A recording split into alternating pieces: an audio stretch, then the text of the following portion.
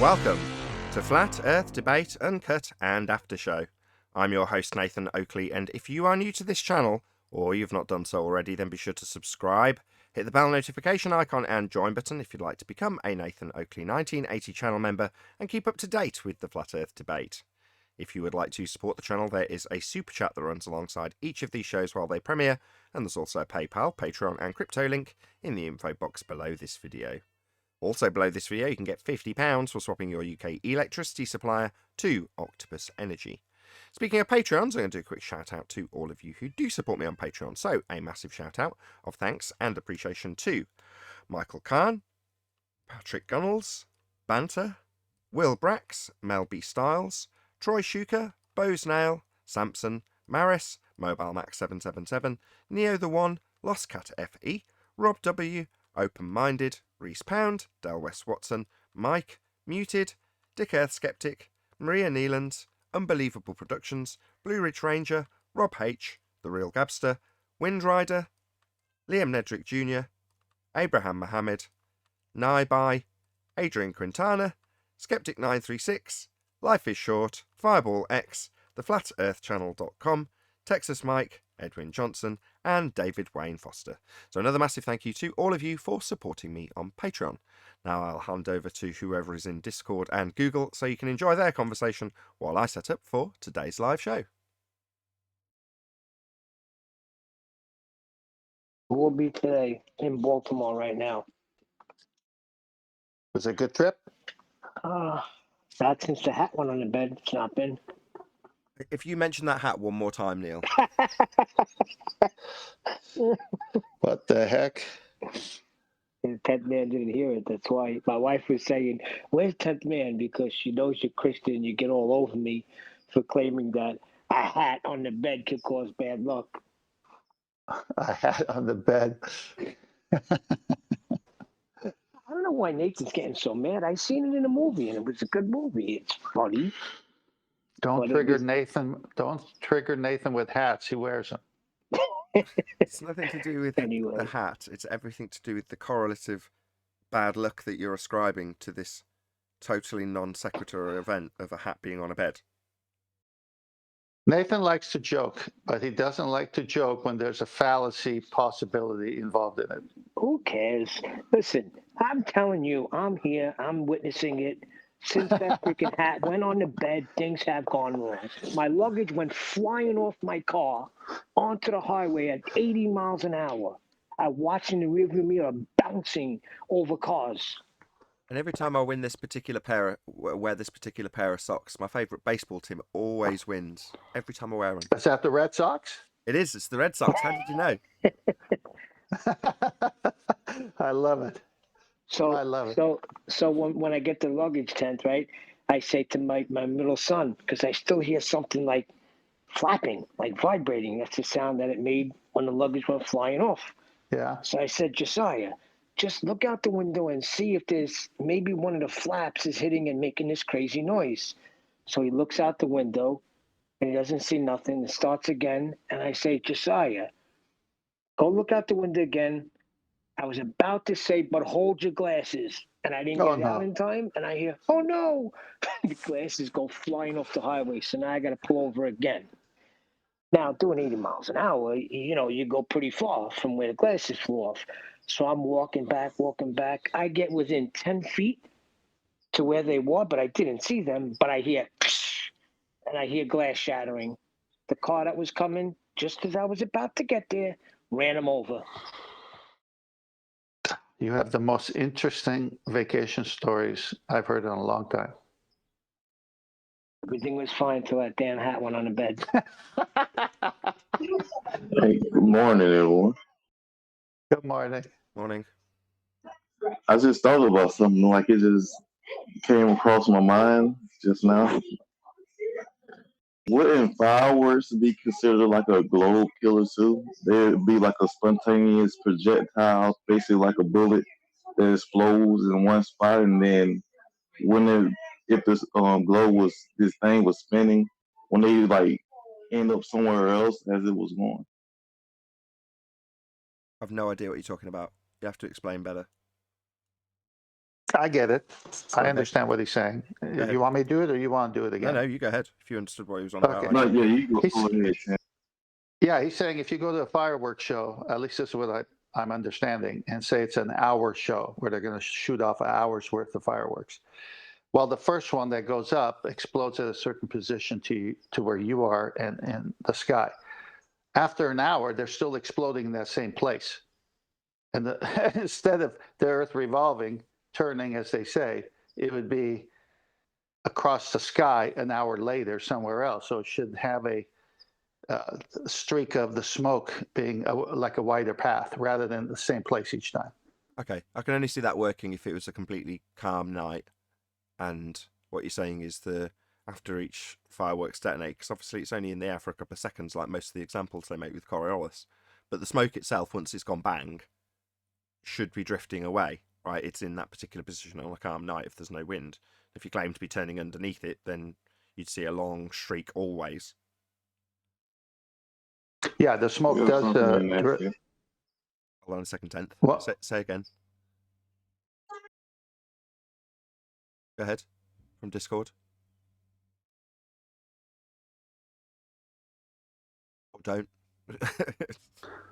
Okay, so I've been to fireworks show many times, and the smoke does drift due to whatever wind condition there is, and it's always where the wind is going. But the explosion is still in the same place because you can see that to the right of it, for example, there is no smoke, but all the smoke is always drifting to the left.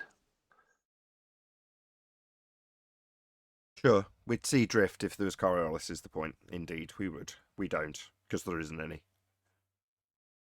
Yeah, and if it was west to east, as they say, that the Earth turns, then if you just happen to be in that magical place, then the explosion in the sky, and say the smoke was drifting west to east, then the fireworks, the new ones, will be exploding in the path of the smoke.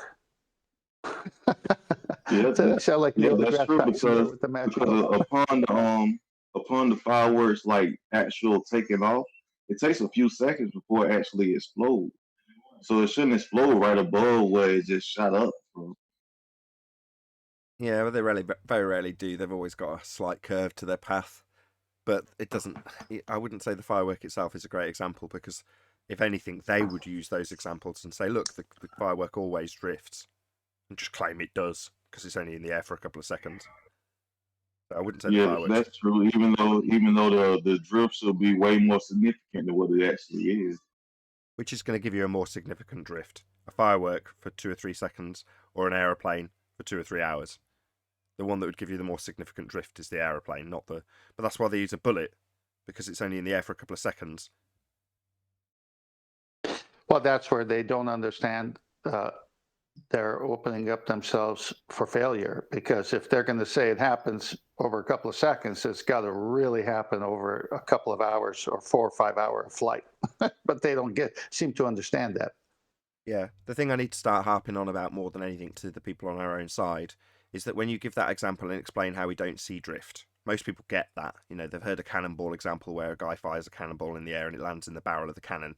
Well, obviously the Earth's not turning underneath then, but the response you'll get from a globehead is, well, no, what happened was the cannonball tracked along with the Earth as the atmosphere moved with the Earth. And you suddenly start scratching your head and going, well, how do I overcome this argument? Well, number one, they've just assumed Earth's turning, and number two, to see Coriolis effect, it's an effect that you observe as you turn underneath something. Now, the actual path of whatever the thing you're watching is irrelevant because it's a not actual drift. The projectile has no effect whatsoever to detail. It's the observed, apparent, seeming to drift away as you turn underneath it. So it's only an effect that can be described from your vantage point turning beneath something. And to see it, you've got to turn beneath it. So when they start detailing what the cannonball does in relation to the atmosphere they assume travels with an assumed spinning Earth, it's irrelevant to Coriolis because Coriolis is only observable as you turn beneath things. In other words, if you're on a roundabout, to describe Coriolis, it's what you see of the ball as it passes over the roundabout and looks like it's curving, or what you see of the tree from the roundabout looking like it's moving when it isn't. But the tree, in that example, doesn't have any effect at all. It's just a tree rooted into the ground, not moving. Looks like it is because you're turning beneath it. So as soon as they start detailing the projectile, it's akin to them detailing, well, the tree tracks along with the... No, it's a not actual deviation of the tree that is Coriolis effect. So you've got to see the tree seeming to drift when it doesn't, merely because you turn beneath it. So you've got to see the drone, the helicopter, the plane, you if you jump up and down. All of those things, if you're observing them from the ground, would seem to drift, and they don't. So when they start detailing the projectile, try to remember that the projectile's got nothing to do with the Coriolis drift. It's a not actual deflection, only observable as you turn beneath something. So to suggest that you move along with the thing in the air is to suggest you're not turning beneath it, so you don't have Coriolis. Yeah, it's the thought.co, if I may, causes of the Coriolis effect. So this is the causes, and the next one I'll read is Coriolis effect. So here's the cause of Coriolis effect, according to thought.co. The main cause of the Coriolis effect is the Earth's rotation. As the Earth spins in a counterclockwise direction on its axis, anything flying or flowing over a long distance above its surface is deflected. This occurs because as something moves freely above the Earth's surface, the Earth moves east under the object at a faster speed. So it moves freely above the Earth's surface, and the Earth moves east under the object at a faster speed. So forget about the atmosphere moving with the Earth. And this is the definition of Coriolis effect. The Coriolis effect is an apparent effect, an illusion produced by a rotating frame of reference. This type of effect is also known as a fictitious force or an inertial force. The Coriolis effect occurs when an object moving along a straight path is viewed from a non-fixed frame of reference. Typically, this moving frame of reference is the Earth, which rotates at a fixed speed. When you view an object in the air that is following a straight path, the object will appear to lose its course because of the Earth's rotation, because of the rotation of the Earth. Exactly. So to have the effect, as described in the citation just read out by you, you've got to be turning beneath it. So as you turn beneath an object flying in a straight path, it appears to deviate. That would be saying that you see it seem to drift because you're turning underneath. So it's you seeing it that's the effect, not the projectile, because the projectile isn't drifting. The path of the projectile is nigh on irrelevant. That's why I use a tree, because you can see Coriolis deviation in a tree when it's not moving at all, simply because you're turning beneath it. Now, that's when they start detailing what the projectile does, and the projectile and what it does is irrelevant. Only an effect that can be observed as you watch something whilst turning, that's not attached to whatever you're on turning. So you could do it without anything. Just spin around and look at the sky. You see how the sky ceases to move? It's not. It's you turning underneath it. Well, if you start saying, well, the sky is tracking along with your rotation, it's farcical. It's the effect that looks like it's a turning sky when it's you turning. That's Coriolis. So nothing to do with how the sky actually moves, or how the bullet actually moves, or how the blimp actually moves, or how the hurricane actually moves. It's merely effect induced by you turning beneath stuff, looking at stuff, and watching it seem to move when it doesn't. Today, the sun, actually, the sun is about to rise here. Today, the sun will move across my sky, as it does every day. Now, if you get on a drone, or you send off a drone, and it hovers above a certain position, say over my property, the sun will still be moving, but that drone is still over the same position on my property. The Earth is not moving. So let me ask you a question. With the Coriolis effect, if it was real and the Earth were moving, so when my luggage went flying off my car, which way should it have deflected or apparently deflected? Whichever way you were driving, it would deflect in the direction of the spin. So you're going to move away from whatever direction the projectile has. So let's say it just leaves your car, and just for the sake of easy example, the moment it leaves your car, it just remains static. In other words, it doesn't have any continued motion, although it will. Just for simple example. Well, if you turned around in the car and looked at it, it would, to a very small degree in that period of time, appear to be drifting away at whatever angle you're pointing in relation to the claimed spin of Earth, because it's not attached to it anymore. Well, that did not happen. I Yeah. watched in the rearview mirror, and it bounced on the floor right over a car. I think the situation Yeah. with your luggage is too close to call. I feel like it would affect more so on things it's like free falling, like a person doing skydiving or something that's just free falling through the air. Yeah, that's a good example of something that should have a Coriolis effect, which would be Felix Baumgartner jumping out at a great altitude.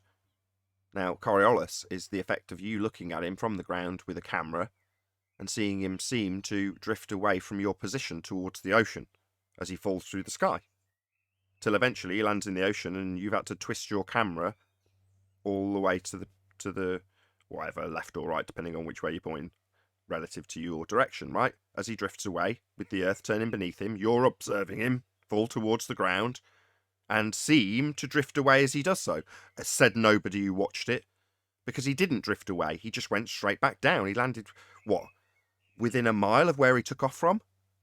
No, he didn't. He landed, I think, up to 40 miles, if I'm not mistaken, east of where he took off. So he went east. So he went in defiance of what is claimed to have happened if you were observing him drift with Coriolis. Yeah. Right. He should have been more west. Shot was crazy. It was just plain Planet New Mexico. That's all. It was so dumb. Yeah, exactly. That whole picture from where it was taken, it looks like the whole that whole part of the Earth, based on the way the wide-angle lens took the picture, was the planet New Mexico, as the gentleman just said. It was so silly. I talked to somebody about that, and actually they brought it up. They said, "What about the Coriolis effect?" And I said, "Yeah, what about it?" And he said, Felix Baumgartner, because he was trying to prove the curvature of the Earth, and he brought it up. And I said, "Are you kidding me?" And I went through it, and it still didn't make a dent in the mindset this person had. I said, "Look, I'm just testing your own claim. Your claim is the Earth is spinning." He goes, "It is." I said, "Okay, so the guy goes up. It takes him a couple of hours to even get to where he's supposed to get to before he jumps out. How much did the Earth spin in that 2 hours?" And then how come he landed east? Yeah, it's crazy. It's crazy the Exactly. gymnastics people do. Yeah, it's like it's simple stuff like that that should make a person. Well, the person who won't argue about it is the person who's basically got a neutral position on it, or is of the makeup of that person is, you show me the facts and you might get me to change my mind type of person. The person who doesn't even give it a second to sink in to where they can even say critical thinking on what you're presenting is a person that hates to be wrong or doesn't want you to be right, because it destroys everything that they stand for. So you're not there to change them. You're just there to put a little seed of doubt, and hopefully down the road with some other flat earther talking to him, he gets a little bit of a opening, because they're just in defiance of logic. It sounds like my uncle, the great sailor. I tell him, he refuses to look at anything I have to show him because he knows how to use a sextant. And he's been navigating the waters his whole life. It's just ridiculous. Well, the sextant does work, and it does work when you navigate the waters. The problem is the presupposition that comes with a sextant, because they've created a whole array of calculations based on the sphere model, and it's so convoluted, right? Because if you know the GP of a star and you know where you are in relationship to that, it should just open up to the book and tell you exactly the distance. You don't need to go through all those other things, especially when you get 3 stars. If you get 3 stars, you get a fix. Nothing's going to change that. And that works on a flat plane because that's where they're doing it, on the surface. They're not doing it from the center of the Earth.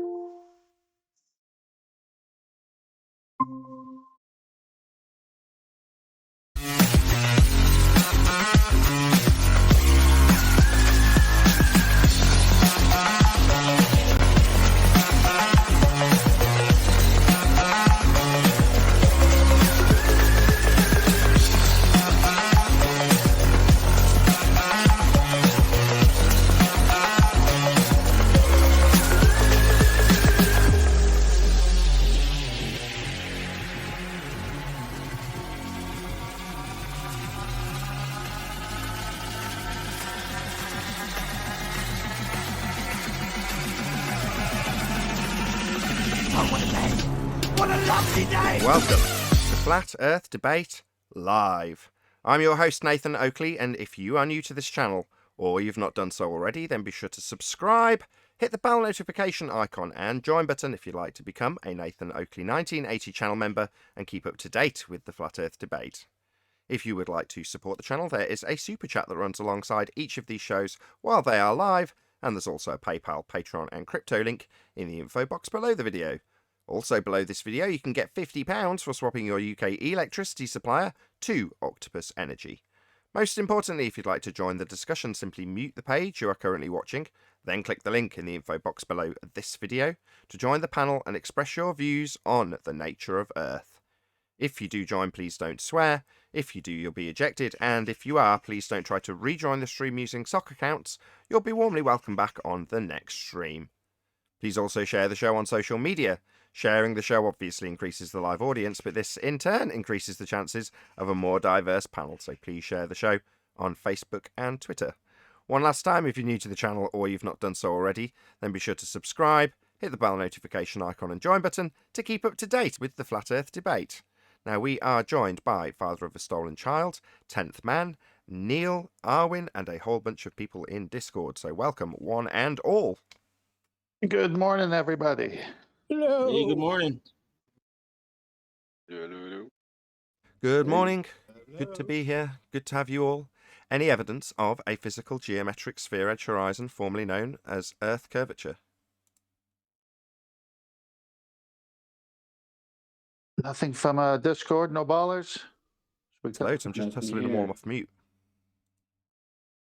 Well, the absence speaks loudly. No geometric horizon to be no. measured. Not from Oklahoma.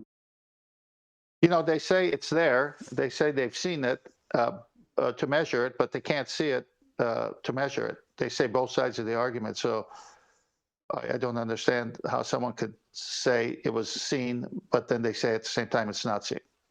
Oh, see my video on anti-flat earthers versus globers. Answer that question. Okay, so the anti-flat earther You know, versus a glober, the distinction is in the summary, Nathan? A glober would say, Earth curve blocks boats and buildings, here's the maths. An anti-flat earther would say, quote, we do not see the geometric horizon, end quote. Or, quote, the geometric horizon only exists in the maths, end quote. Or, quote, nobody claims the horizon is Earth curve, end quote. Those are all quotes from anti-flat earthers who've presented with the fact that the geometric horizon is beyond the limitations of an Earth sphere radius 3959 by way of this image we use called the Black Swan. There are several examples, but we only need one. Earth is not a sphere. Nathan, Sounds like how a are you? made-up world. Very well. Sounds like a made-up world. you think they could? I think it's jazz. You think? About to say, you think they would be able to have like a specific distance or angle they could view a city from, where you could see one of those like skyscrapers or something tilting a little bit. Well, each of those distances are going to require a flat bottom to get a 90-degree angle to a GP of a star, for example, as discussed in the pre-show. Can't do these things on curved surfaces. They wouldn't work if it was a curved surface. They do them on a flat surface because it is a flat surface. Any more on Earth curve? Go on, Jazz. Nathan, how are you? Very well, Jazz. You asked that. What can I do for you? Well, obviously the horizon isn't geometric or physical, is it? Welcome to Flat Earth, Jazz. It's claimed to block boats and buildings in the geometric physical Earth curve mathematics. Bravo, Welcome to Flat Earth, Jazz. Welcome to Flat Earth. Nice to have you, buddy. No, if something... Yes. Earth curve math says that Earth has got a geometric physical horizon that blocks boats and buildings. What do you mean, no? Yes. Or geometric. Yeah, geometric. You've just said it isn't. Welcome to Flat Earth. It isn't geometric. It needs to be an Earth curve as labelled with an X and called horizon in your Earth curve maths. Yours is geometric and physical. It used to be claimed to be blocking boats and buildings. You were there, Jazz. Do you remember when they used to claim it blocked boats and buildings for the feet and inches value? Remember that? Remember that, Jazz? Nathan. So if some... Yeah, it doesn't. You've just told us it's not physical or geometric. Those are your words. Now you're going to tell us how it does? Because you remember how you used to tell us it used to block boats and buildings? Even though you've just told us it's not physical. How's it going to block a boat or building if it's not physical, Jazz? This is what I'm just trying to say. Nathan, if something is going to block something, it either has to be physical or geographical. And you just told us how it's neither, so it's definitely not your Earth curve then. So it is the Earth curve. What, when you've told us it's neither physical nor geometric, you're going to tell us, though, it is definitely Earth curve that's blocking this stuff, even though you've just literally told us only 3 minutes ago that it is neither, quote, physical or geometric. That would be the horizon. So not Earth curve. By your own declaration, we welcomed you to Flat Earth as soon as you said it. And yet you're going to talk through me pointing that out for the third time? No, I'm not going to say anything. You keep going. Okay. The horizon's not Earth curve. If it was, it would be physically geometrically blocking stuff as per the claim that it's blocking stuff physically and geometrically in the begging the question, proof of nothing, perspective hijacking Earth curve maths, that you were here when people came along and told us how physically geometrically blocking stuff the horizon was. Here's an example from National Geographic where they show it as being physically geometrically blocking a boat. Now, you've told us, anti-flat earther that you are in cognitive dissonance, having presumably now wrapped your head around the Black Swan argument, going to tell us how it's not physical and not geometric, therefore not Earth curve, as shown on screen by National Geographic. And you were here when they used to claim it now, weren't you? You just backed me up by what I just said. Do you not understand that? Oh, it's me being thick, really. I understand that you told me it wasn't physical, yet it's claimed to physically block stuff. Why would you say that? Why would you ask me something when you've told me Earth curve's not physical and yet here it is on screen from National Geographic claimed to be physically blocking this boat? You were there when you used to tell me it was physically blocking stuff. Now you're here telling me it's not physical or geometric. Even though you've got maths that's physical, geometric claims it's blocking this stuff like the boat physically with its geometry. Hello? Welcome to Flat Earth, you stupid clown. Nathan. Just listen to this just for a second. All right. If something's 500 kilometers away and you cannot see it from where I can see it, you're 500 kilometers away. You can't see me. I can't see you.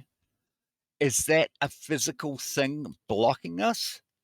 No, I'd say you were vision? just too small to see. It would be an effective perspective. You'd get too small to see. Of course, when you were here arguing that Earth curve was blocking our view of that person in the distance, you asked us how many feet and inches were getting in the way and they don't change with distance. So no, I'd say it's just merely a perspective effect, like we used to tell you back in the day. Of course, you were there when we were shot down and shouted down about perspective being a reason things could disappear into the distance. We were told we were making that stuff up and only Earth curve could block it with its physical geometry you've told us we don't have anymore, right, Jazz? See how I never argued with you then? Because I never said that. Sorry, I've got it on record. You said it for a live audience that we don't have physicality and we don't have geometry. That is what you said. I quoted you. Bring that up. Okay, I'll trim it out and I'll put it next to you now denying that you said that. Nathan, can I ask him something? You can wait for him to deny it so I can put him saying it right next to him denying it and call him a liar. Go ahead, deny it. See how he's not answering me, audience? Yeah? You did say it. You came here like Tim Osmond to tell us we don't have a physical geometric horizon, even though you've got maths that claims you've got a physical geometric horizon. It's labelled Earth curve maths. You're telling us how we don't have that physical geometry. I ask you to deny the thing you've already told us we don't have, and you go completely silent. Nathan, I would not say anything about a geometric horizon because... It was your opening statement, you stupid fool. Do you know what Do I know what you said? Yeah, I'm not deaf. I heard you, and it's recorded and broadcast to a live audience, Jazz. mean? So what does geometric mean? It means that we don't have it because you've told us we don't have it, or physicality, which we also don't have, and you need it for your Earth curve maths that's got physical horizons blocking boats and buildings. That's what geometry would be if we had it, we just don't. You were the one who told us we don't. It was your opening line that you then lied about and said you didn't say. You laugh it up. You don't have Earth curve. It's not physical. It's not geometric. That's what you're telling us. Yeah? Laugh it up. That's your cognitive Geometric pain. is physical. Sorry, do you want to jabber through me while I point out that you're in cognitive dissonance? You're holding a position where you've got Earth curve because you were here when it was claimed to be blocking stuff with feet and inches values that don't change with perspective. Yeah? You were here when that happened. You've just come in and your opening line is to tell us how we wouldn't expect to see geometry or physicality at the horizon. Yeah, welcome to Flat Earth. I hope you haven't killed any of your kids lately. What the fuck? Kick this guy out and never let him return. Right, I don't ever use the ban button, but that is what you are now going to get. Removed permanently and blocked from this server. How dare you? Hope you haven't killed your kids. That's what you scumbag globe-believing wankers do when you get absolutely humiliated by a flat earther, and your own words pointed out back to you. You talk about the death of my children. It's an absolute outrage. Fuck on the fucking planet. What an absolute I'm outrage. sorry, Nathan. I'm sorry, Nathan. Get the fuck out of my hangout and never return. How dare you? I want to talk through every single rendition of me parroting back your own bloody words that destroy your faith in Earth curve horizons, and then lie about them, and then talk about the death of my children. It's an absolute outrage. Terrible. Terrible, terrible, terrible. This is where they go. This is where they go when they get their ass handed to them. He should never be allowed back in here for that. He's lucky I can't jump in the car. You don't want to hear nothing being said. You're a sick man, Jazz. Nathan, I got 2 slides up for you, Master B. The guy did claim geometric. He tried to define it as something else after years and years of saying it's obviously the curvature of the Earth. Okay, it's up. Well, obviously it's the black swan, and they gave the Earth a radius, and that radius is 3959. They made the Earth a circle, so to speak, or a sphere, and the radius of 3959. Not flat earthers. We don't have a radius. All right, so don't bring your claims and say there are claims. If the Earth is a sphere with a radius of 3959 miles, then every horizon distance measurement must be no more than 1.225 times the square root of the observer's height in feet. Geometric horizon curve calculator. Now, it's very easy to test this. The next slide, please. As you can see here, these 2 photos are taken with the same camera and camera height 4 days apart. Not only are A and B both black swans, and Baltar's pay close attention, your physical sphere age horizon that blocks buildings and boats has moved. Does your spinning monkey ball inflate and deflate, as Huey made this slide here? Now think about this. The horizon is behind the second oil platform in the picture A. And look at picture B. This is just 4 days apart. It's all perspective. Perfect. Any more on Earth curve?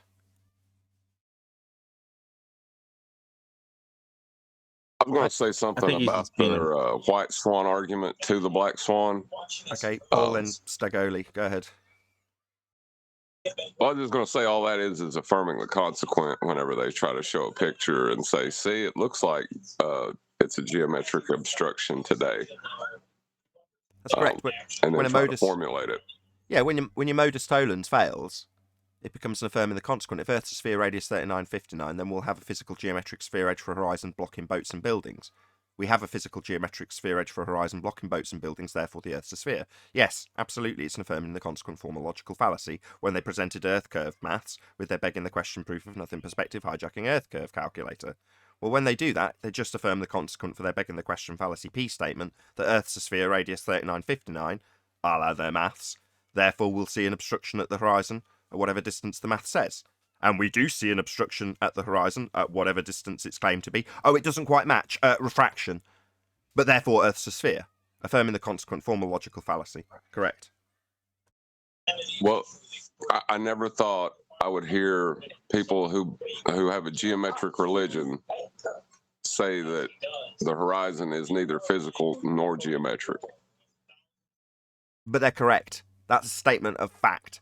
The horizon isn't physical or geometric. Therefore, neither blocks, boats, or buildings with any sort of physicality or geometry. It has none. The horizon is not physical. We only have one horizon, and the horizon, in the begging the question proof of nothing perspective hijacking Earth curve calculator, is physical and geometric. Any more for any more? Mr. Goley, did you want to add something? Yeah, thanks, Nathan. I remember, just like Rumpus, him specifically asking you like 30, 40 times in a row, what height is the building at, X feet, not taking into account perspective. And now he's saying he wasn't doing that. So they're just not being truthful. Little black swan. That's correct. Jazz's question before he got permanently removed was to ask me if somebody at a great distance would be seen and whether or not that would be Earth curve. We say no, they're getting too small to see. As things move away from you, that's happening. But we were shot down when they all claimed the horizon was a physical geometric sphere edge, when we said no, things can disappear into the distance because of perspective. That's flurfspective, they all told us, including Jazz. It's geometry, it could only be an Earth curve. Really? Well, now you're here telling us that it's not physical and not geometric as per your maths, with it being geometric and physically blocking things in the distance. And as to Scully's point, with a feet and inches value that doesn't change with distance. Why is the 20 feet missing from the clock? What do you mean? The clock's miles away. It's got a really small angular size. Yeah, we don't do that in our maths. Things getting smaller isn't accounted for. It's blamed on Earth curve and only Earth curve, with its physical geometry only. Oh, really? Well, now why are we being told that it's not physical or geometric? Oh, because we've debunked it with the black swan. That's why. Shout out to Godzilla37, who says, buy something for yourself with it. I like how it triggers bull believers when they don't get it. You earn this. Oh, well, thank you very much. I'll put it towards my mic that I'm saving it for. Thanks, Godzilla, for the super chat.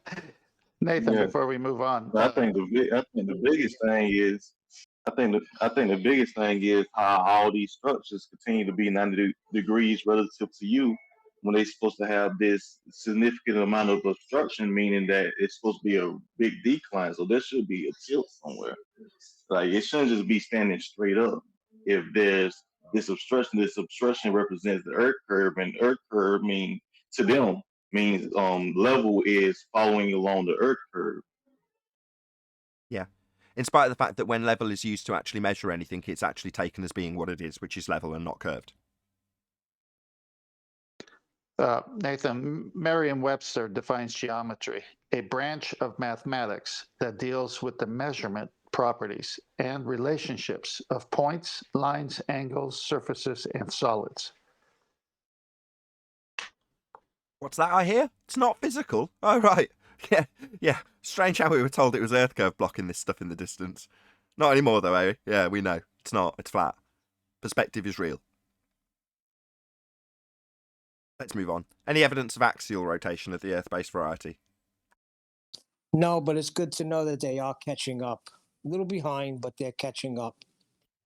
Yeah, in a way, it was nice to have Jazz here telling me that the Earth curve's not physical or geometric when he sat around for hours and hours telling us how it's physical and geometric and blocking the Isle of Man. Yep, they used to tell us how much of a building was missing. I remember. And they demonstrated Oh, sorry. No, go ahead. Go ahead. I was going to say, can they demonstrate a non-inertial reference frame without a radial value that can be measured? No, their claim of a non-inertial spinning reference frame for you to observe Coriolis from would come with a radian value, and we don't have a radius. Any evidence of the R value? Black swan. Baby. See, it's all mathematical. They assumed they lived on a ball. They gave it a value, a radius of 3959. That is their Achilles heel, because now we can pin them to that. And as the Black Swan says, as I read earlier, the observer's height in feet 1.225, the horizon could be no more than. They're stuck to that, except when they go there to find it, it's not there. Oh, okay, well, it's there mathematically, but we can never see it in reality. Well, then you don't live on the ball. So they made a mistake by giving it that radius, huh? Well, they just assumed it Big and mistake. used begging the question fallacy throughout your childhood to get away with a begging the question fallacy when you come to defend it as an adult. So the defense from a normie or a glober is to say, we already know it's a sphere. It's like, well, that's a begging the question fallacy. And they go, I think you've made up begging the question. It's like, no, you've been indoctrinated to do it from birth. You already know you're on a sphere is a begging the question fallacy when you're trying to prove you're on a sphere. But you've already been indoctrinated to believe you're already in the know and you're educated for saying it. So therefore, when anybody comes and challenges it, you start from the standpoint that you already know. So an affirming the consequent that uses a begging the question fallacy, i.e. my maths, therefore earth curve, therefore my maths. Well, that's a begging the question affirming the consequent that you've got no idea you're even using. Half the public don't even know what a begging the question fallacy is, if they're a normie. If they're here and they're in a debating arena, the chances are they've looked it up at some point. Or not. Come in and tell me I've made it up, maybe. You know, Nathan, subliminally, they keep doing it. I was watching I subscribe to a comedy show feed on the YouTube, and this comedian came up, and he's on, small theater. Behind him is something that looks like a bookshelf, but a fairly big size one that's got probably 1, 2, 3, maybe 5 or 6 different shelves, but it's wide. Okay, on each of these shelves, horizontally, bunch of different types of spheres, of all. One that looks like it's really old, one that looks like it's new. There must have been over 25 spheres on these 5 different shelves behind this comedian. So as you're watching the comedian, your eyes, of course, are seeing the globe-shaped spheres behind them. And then if you watch any commercials, you see that got spheres everywhere in the commercials all the time. And so subliminally, they're still doing it, saying you live on this, you live on this. They keep showing it, they keep showing it. Universal Pictures has it at their beginning. All kinds of things, especially with today's, what do you call it, CGI. Amazing, except it's all in math. It's calculated. It's not real. This is sort of 6 years ago, or maybe 5 years ago. I can't remember how long it is since I came to this subject. Probably 6 years. That was the first sort of thing you start noticing. And as time progresses, you realise that while you're calling it subliminal, there's sort of an implication that someone has intentionally crafted it. So if you study subliminal messaging or subliminal advertising, it's a very, very carefully crafted mechanism to get you to buy something or get you to do something or get you to think in a certain way. And the implication is when you say, oh, well, here's a globe in The Simpsons, obviously it's been put there for subliminal reasons. Not necessarily.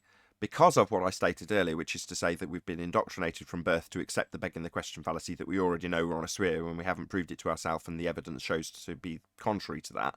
When you've got that idea or notion already embedded from birth or from very early childhood, you'll automatically start including those things just because that's the way your world is and you want to relate to the nature of your world. That's just human nature. So in so doing, you're inadvertently putting in subliminal messages, but you're not even aware at a conscious level that you're doing it. You're just going along with the worldview that you believe in and putting a piece of imagery into whatever videography you're producing without consciously being aware that you're subtly brainwashing the world or keeping them brainwashed with this notion of a sphere-shaped Earth. That's just your world, and therefore you put it in because it looks pretty. Well, is that what we talked about last week about the consensus? What was the second part of that? Consensus view or whatever we said? Well, no amount of consensus reality changes actual reality, in the respect that if everyone believes you're on a sphere and then you appreciate or prove it to yourself beyond a reasonable doubt that it isn't, it's flat and motionless, at that point the world hasn't folded or unfolded, depending on your viewpoint when you change. But that's just purely consensus view moulding your reality. So you believe that the sky is a vacuum and that the ground beneath you is curving away from you at a rate that you just can't tell. You just can't see. It's so imperceivably small from your vantage point that you'd never notice. So you're justifying the reasons why you can't see this, only to then reify it, not because you're intentionally brainwashing somebody or trying to cognitively manipulate them with subliminal messaging, but just because that's something that's part of your world. Nothing more, nothing less. Now, this is interesting because I brought this up before. When I was a kid in school, I told my science teacher, I said, I don't feel that I'm spinning. I don't think we're spinning. I know you're teaching this to us, but I know what spinning is. I get dizzy. You know, we have roller coasters where I live. I know what spinning is. And he'd say, that's the guy who said about that evolution, everything else. Look, I don't even believe it. I just got to teach it. So that set me off at that point, realizing that even the teacher has to teach something that he or she may not necessarily adopt themselves. But now I share it to where when I'm with some friends, especially one or two I'm thinking about, I said, look, when you're spinning versus you're not spinning, do you know the difference? And they say, yes, of course. And then I apply it to what they say we're living on. And immediately they get on the defensive. Yep, spinning, we just can't tell. And I said, well, then how do you know you're spinning if you can't tell? I mean, it's amazing.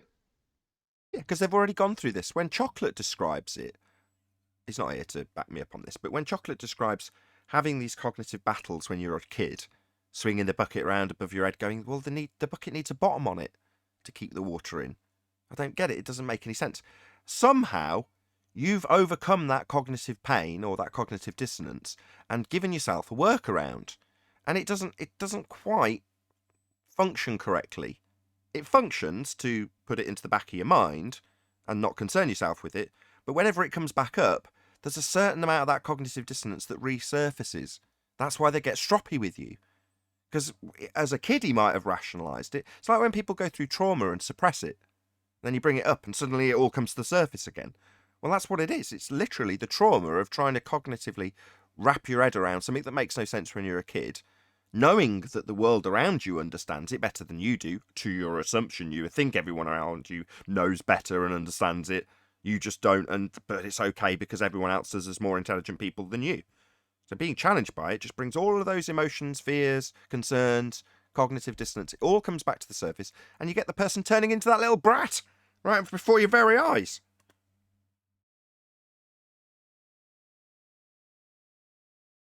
Any evidence of the distance to the sun? Go on, Ryan.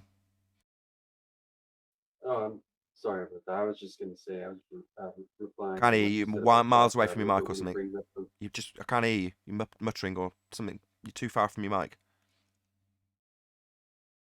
Try again. Go. You can do it. How's that? No distance to the Oh, sun. 10. Go ahead, Ryan. Sorry, no. I was just bringing up how much I enjoy when Chocolate brings up those old stories of when he was a kid because it triggers my mind because I was thinking the same shit. Yeah, same here. But I did put it to the back of my mind. I was very much into the globe where Chocolate wasn't, I don't think. He had the questions about it, but kind of put the questions to the back of his mind. I did the same, but went on to think it's fascinating. Space is interesting. I like it. I like Red Dwarf. I like Star Wars. And I liked sure. NASA. I was subscribed and watched all their shit. Excuse my language. Yeah, but the bucket, spinning a bucket of water over your head, like I was taught in school, that's not even because of Earth's spin. Isn't that inertia or something? That's something I did. I don't know about Chocolate. I can't speak for him. But after being told or given the explanation for how the water sticks to Earth, I went home in my back garden, filled up a bucket of water and started spinning it around in a kind of manner that I was suggested it worked. And what went through my mind was, it's got a bottom on the bucket. It's not flying off because there's something at the end stopping it going out in that direction. And I was a very young kid. Yeah. I remember. Yeah. I remember but I was kids giving the actually same saying example. it to the teacher. You remember somebody saying it to the teacher, Ryan? Yeah, saying, but there's a bottom on the bucket, teacher. I remember specifically multiple kids bringing that up. And I mean, no I doubt said the it's teacher not a said, look, ball. don't worry about it. It's just the way of explaining it simply so you can understand it. It doesn't mean it actually works Yep. like that. And you go, oh. And that's where the seed is planted for the cognitive pain that you experience and have come to the surface when someone like us brings it up. You become that 8-year-old. Yeah, that's exactly what she would say. I used to be too. able to explain it. Okay. But Go I ahead. needed. Well, Hold yeah, on. okay. Go on, John. If you measure curvature, then you have to live on a sphere. If you live on a sphere, you're bound to that sphere in some way. Obviously, it's an inertial vector, just like the bucket. Yeah, you'd feel it. What do you mean by inertial vector, like the bucket? Watch Eric DeBay's most recent video when he talks about going in a circle and being constantly accelerating. Shout out to but Eric the DeBay. difference of the This is a first for me, right? I don't normally shout out Eric DeBay because typically I find some flaw with this video that I take issue with. In this instance, I can't, off the top of my head, think of any issue I take with Eric DeBay's most recent video about exactly that. So go and check it out. I'm going to recommend it. Go and watch Eric DeBay's most recent video about constant acceleration while you're moving in a circular fashion, as described in the heliocentric system. He expands it out into being on a racetrack that you're travelling around in a circle like an oval or whatever. But the racetrack moving around the stadium, spinning around a bit like a waltzer, and then the entire stadium being on a concrete platform that's spinning around. You know, he describes it really well. So go and check out Eric DeBay's video. The most recent one is very, very good. back to John, if I may. John, you there? Yeah, go ahead. Okay. All right. So pretend you're a baller again. So is the shape of a bucket different than the shape of a ball? Yes. That wasn't a How yes can or no you question. use the bucket example. That wasn't a yes or no question, John. Come on. Okay. The reason that the water stays in the bucket is because it's inertia. The reason you stay on Earth is because of your inertia. Can you demonstrate swinging the ball with water on it and the water staying on the ball? Or are you limited to a bucket with sides and bottoms? But you have to have an inertial direction of some mass. Well, if you can do it with a bucket, which has some mass, why can't you do it with a ball-shaped sphere with water on it and spin it so the water can stay on it to prove your point? Centrifugal force. Because of the sphere below it will attract it to, or will be rising up. And that water's inertia. What? Rising up? What about the people on the bottom? Well, it only appears to be rising up. I know it's actually rising up. It only appears that things are attracted to it. Oh, well, if it only appears convoluted. If it only appears to be attracted to it, it's not actually being attracted to it. Therefore, it doesn't explain this. Then, does it? Hold on a second. That lake, the lake and the ocean is not on a smooth surface. Neil, that's the conclusion you've just ruined. Thank you. So, if it's a apparent force, it's not actually going to overcome the problem of it not pushing against the outside of a bucket when you say that it's clinging to the side of a sphere. When it's an apparent force, i.e. not actual, not going to do that then, John. Oh, yeah. Yeah, that's a problem. Okay, Neil, thank you. Can I say something now? You can now. He's conceded the main point. Go ahead. He was conceded. He was done from the beginning. Anyway, listen, these oceans and these lakes, they're not on a level ground. There's crevices for them to be in. So there's buckets all over the earth. How about that? And with the earth spinning, with all these seas being inside of little buckets, that's how it happens. No, because the buckets are on the outside pointing out. It's like saying a golf ball with the little divots, right? Let's say you've got all the little golf ball, I don't know what they're called, and Tenth will know the name of the nodules that are on a golf ball to make it cut through the air better, more aerodynamically. Well, if you imagine filling dimples. Say again? Dimples. dimples. Imagine filling each of the dimples on a golf ball. Now, the first problem you're going to encounter is that once you've filled the ones on the top and you turn it over to fill the ones on the bottom, it all dribbles out. So it doesn't stick to the bottom. That's the first problem you've got. But then if you start to spin it, let's assume that you've somehow magically get it to stay on the top and bottom at the same time and you spin it. The force is going to throw those water droplets outwards. Now, in the case of the bucket, the bucket itself stops the water. In the case of the golf ball with the dimples, it doesn't. It just throws them off. What if those dimples were deeper? Then it would contain more water to throw off when you started spinning it. Same problem for the stuff at the bottom, though. It's still going to dribble out. Yeah, I guess that ain't going to work. I got a point to make about that, though, is every example that we've given has a measurable radius. Earth does not. So what you're saying is when they assert that we've got a convoluted, backwards description of how the non-force, apparent force that isn't a force, holds water in opposition to the way it wants to fly off, you're saying that in order to make that backwards assertion in the first place, you'd have to have a radius value to assert the spin rates, etc. And they don't have that. Is that what you're saying? Right. How do you have the density of Earth through Cavendish, supposedly, if you don't know the volume? They don't. They don't have any of that if they don't have a radius value. And calculating mass by way of an assumed R value that's been debunked is pretty useless. So they don't have it, John.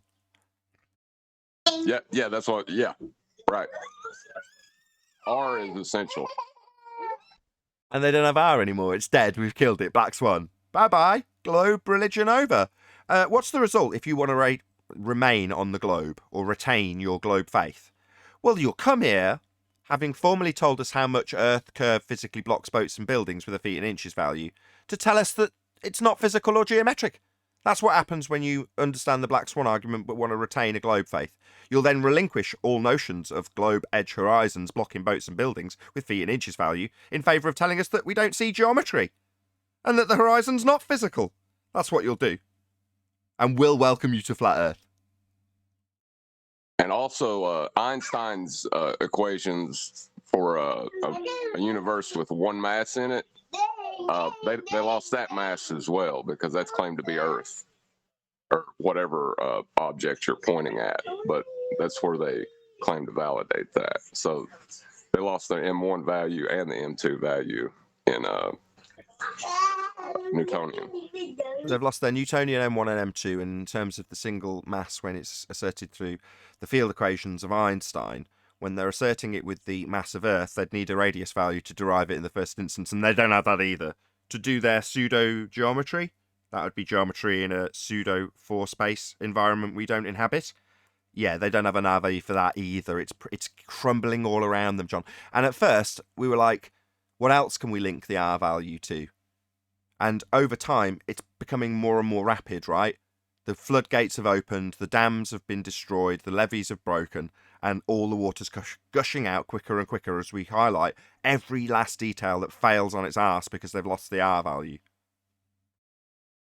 Earth's not a sphere, Beg people. the question. Go ahead. I was going to say, if you're going to beg the question, you better be right. Yeah, if you're going to say we already know we're on a sphere, then your automatic assumption that you're on a sphere better match with being on a sphere. And when it doesn't, and it not matching destroys the measurement of an R value, then you've got big problems. You being a sphere-believing fundy muppet that's going to have a lot of cognitive pain as a result. Problems don't actually arise in physical reality as a result of your cognitive dissonance and pain and realisation that the sphere is no more. There's no actual problems beyond your mental problems, and they're self-induced. They're your problem. Talking to you, fundy globe believers, by the way, just so that's clear. Any evidence of the distance of the sun? That's where we started this. I know we were on R value, weren't we? Any evidence of a self-perpetuating molten iron core at the centre of a presupposed, that's R value, spherical Earth? No, like you said, once the Black Swan came out, and of course this one we dealt with prior to that, but lots of tragedies along the way for the mathematical calculable world of theirs that only exists in the math. So no. So no axial rotation. Why? Can't get a radius value. Yeah? No gravitational accretion. Why? Well, because you can't get a radius value. No molten iron core at the centre of a presupposed spherical Earth with an R value, because you haven't got an R value. No geometric horizon to block boats and buildings, because you haven't got an R value to refract it into a non-geographic position to get around this black swan. That's the only rebuttal. Oh, it's not geometric and horizon that's physically blocking stuff anymore. It's refracted into a non-geometric position with a refraction based on the R value we'd need it to be physical to get. So they don't have a horizon, they don't have axial rotation, they don't have a centre of an Earth with a molten iron core, they don't have any gravity assertions. It's all dying quickly.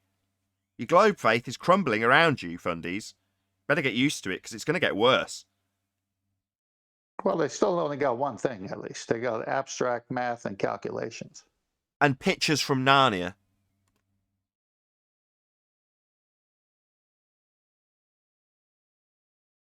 Any evidence you can have gas pressure without a container, speaking of pictures from Narnia?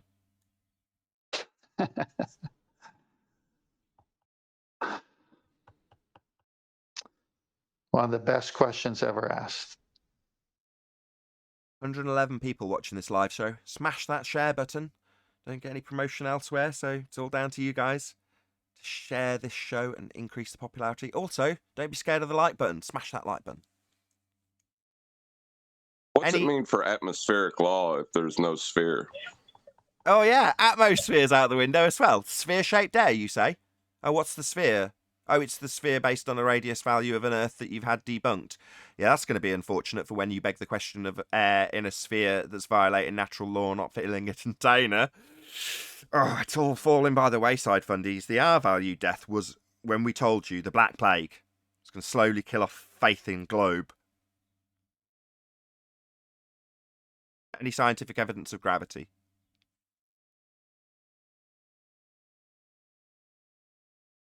No, R killed that too. No mathematical evidence either. It's the only thing they had. It's the only thing they had as something that could keep everything together for them. But once they lost the R, that also went out too, because they can't even describe it, and they changed it, 106 years ago? Gravity. Yeah. Yeah, it's no longer a force that attracts anything. So they needed it so that they can have everything stay on this ball. Then they said it was a force. Now they say it's not a force. So then how is it staying on this ball? By the way of people's mind's eye, believing pictures like the one on screen, where they are shown a sky vacuum with Superman flying in it, and high-pressure gas below it not expanding into it in violation of natural law. The picture on screen, which is an area you will never visit because it's not real, that would be a second law of thermodynamics violation, sky vacuum called space, is shown to you all the time. And it's asserted that the black area is a high-pressure gas not filling a low-pressure area. France in the Virgin Atlantic is, I think, on the 11th, supposedly going up, and going to be in space with some people. Well, when we were viewing that sunset the other day in North Carolina sand dunes, I posted some pictures in Master B if you wanted to glance at them. There was a guy like in a parachute type thing, but with a motor on it, buzzing around up there. I'd say he had to be about maybe 1,000 feet in the air, maybe less. I might be wrong. So my sister-in-law was saying, I bet he can see the curve of the Earth. I said, it's an impossibility. You are never going to see the curve of the Earth. You will never see Earth like you see when you're watching the beginning of a movie or what NASA shows you. You will never see it because it's not there. Well, because it's not Earth curve. The horizon isn't Earth curve. So when people ask questions that lead into the begging the question of a sphere-shaped Earth, they're questions like, well, how high do we need to go to see the curve of the Earth? That automatically begs the question that the horizon's a physical geometric sphere edge. So you're going to ask about when we get to see the sphere edge. Or if you're a flatty and you start saying the horizon rises to eye level, you're leading in to the response that no, the horizon is going to block your view of boats and buildings at however many feet and inches this calculator says it's going to block them at. When they reify the horizon, which in this case Neil's saying you won't ever get to see in the same way the Superman picture presents it, which is true. You can't get to space. It's not real, it's Narnia. But ultimately, it begs the question that the horizon's a sphere edge. And it isn't. The horizon is not a physical location for blocking stuff. No, I told you you'll never see it. Yeah, because the horizon's not physical, not because you can't get high enough. Oh, yeah, I didn't need to put that part in there, but that's what I was getting at. That's it then. That concludes housekeeping. Not bad. 45 minutes into the live show. Last couple of shows, we didn't even get through all of them, I don't think. By the way, I watched the sun come up in South Carolina yesterday, right off the beach. Wow, that is an amazing, amazing sight. And I still want to know how it works. Yeah, I got to experience that through the eyes of my eldest daughter. So in the evening, she's looking and pointing out where the shadows are and where the sun's coming from to me. And then the following morning, we get up and she goes to look for the shadows. She's like, the shadows have changed. And then she starts pointing out that the sun's moved and how it's moved and how the shadows have changed. I was so proud. That's awesome, Nathan. Correction, North Carolina. My wife just corrected me. I watched the sun come up in North Carolina. Yeah, but your luggage is in South Carolina. That was that was very scary getting off the highway and grabbing that luggage. Hang on. That was a segue to one of your pictures. So I saw Neil post a picture of the sunrise, and it's a very localized sunrise. Now that defeats the ballers' claim that the sun is 93 million miles away, because they need light to come in parallel. And when you look at sunrises, and Neil has a good one, it's locally rising and lit. The predominance of the light is in one area, but there's to the right and to the left of it, the rest of the horizon, it's not lit. But they're saying that the sun is 93 million miles away. That whole horizon should be lit the same way. Possibility, right there. You shouldn't get divergent light rays from it. It should just all come in parallel, light it all evenly. It should disappear with what they describe. It disappears with a terminator line. And the terminator line, in the case of the heliocentric model, and the assertion that the sun just disappears behind a physical geometric sphere edge horizon. Once the sun goes beyond that at the great distance, it should just be, as you say, just a line of light along the horizon. Shouldn't be this point with light emanating out and dissipating or diffusing as it reaches the edges of the parameters of the picture. That shouldn't be the case if it's 93 million miles away. It's an absurd notion. We have no idea what the sun is before any fundies leave comments. Well, what is it then? How far is it? Well, this doesn't work on your flat earth reification that you don't punt here. Yeah, before you give any of that, it's just not 93 million miles away. We know it's not because the distances are based on R. That's another thing that's gone. Yeah? Kepler's third law of interplanetary motion needs an assumption of Venus being the same size as Earth and Earth having a radius. Well, you haven't got it either. So your scaling values are irrelevant if you haven't got that assumption of Venus being the same size when you measure the transit. So that all goes down the toilet too. Every measurement for every distance to every star that you've ever thought you knew was a certain distance away is all wrong. Number one, we don't know that they've even got any physicality. They're just lights in the sky. But all of that crap that they gave you about the heliocentric model and its distances, we've debunked the R value, and that specific value, that number, is ascribed to Venus so that you can get the scaling values through a transit. That's what's done to give you those values. 93 million miles, that's where it comes from. It also debunks the speed of light. Shout out to Brian's Logic, subscribe today. You need an R value for that. AU, the distance to the sun. Well, that your light measurement, that's completely buggered if you don't have that distance. That Einsteinian crap also down the toilet. It's all gone. You're watching your globe faith flush down the toilet. Well, if you look at orbital mechanics, it doesn't work without an R value either. It's based on R. When anybody ever says orbits, I say that's a begging the question fallacy. That's the assumption of it falling around a sphere. Yeah, definitely a begging the question fallacy. No different to assuming R or assuming Earth curve edge horizons. Assuming orbits. So you assume we fall around the sun? All right. Why would you assume such nonsense? Well, when we fall around the sun, in orbital. That's how they'll start their argument. Just beg the question immediately. We already know we're falling around the sun. When did that come out, orbital mechanics? I don't know, Neil.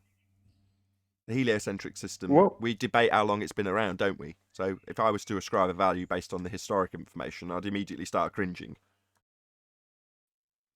What would the sky look like if the rays did come in at a 90-degree angle? Wouldn't it just be like one big sun in the sky? I don't think it'd be one big sun in the sky. I just think that the light would hit the edge of the horizon, as was described by 10th and Neil earlier, in a much more uniform fashion, as opposed to being a local light. There's no other way of describing it. Yeah.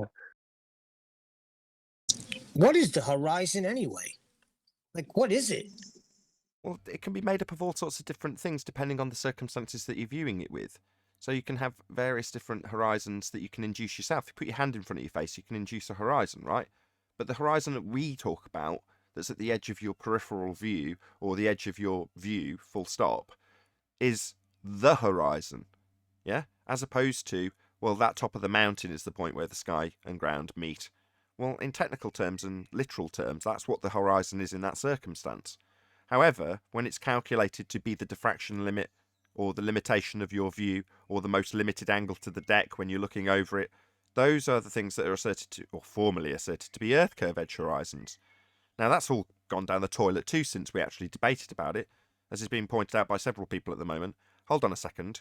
Where you point out this line that intersects the sea and the Isle of Man, that's not the horizon. Why would you say such a thing? That's not the edge of the land and sea. That's not the point where the edge of the land is showing the edge of the sky behind it. That is not what we see. So therefore, where they assert the horizon used to be, at what we would call the diffraction limit or a limitation due to atmospheric, as they call it, conditions, isn't a horizon at all. It's not where the land meets the sky or the sea meets the sky if there's an island sat on top of it. So they've just utilised what we would call the diffraction limit in perfect circumstances, obviously notwithstanding weather. That's what they've called Earth curve.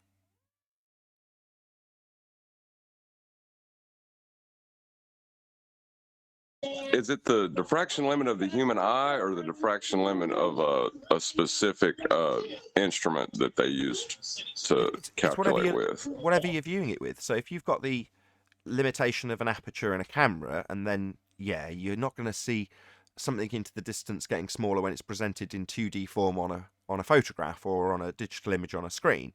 That's not going to give you any depth of field whatsoever, other than what's been taken by the aperture and limitations of that lens, the camera's lens. So it's down to whatever's taking the picture, or in the case of you could be looking through a telescope, then you'd have to factor both in. You've got two lenses, right? Well, you can calculate all of that with the Rayleigh criterion in terms of where the vanishing point will be. Now, that vanishing point isn't taught to you in any physics class, it's taught to you in art class. So when you see a picture like the one on screen, you instinctively know that things are getting smaller and smaller and smaller into the distance.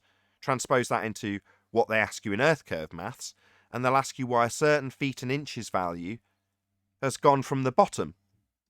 And they take no account for the fact that things have got smaller and smaller into the distance until they vanish.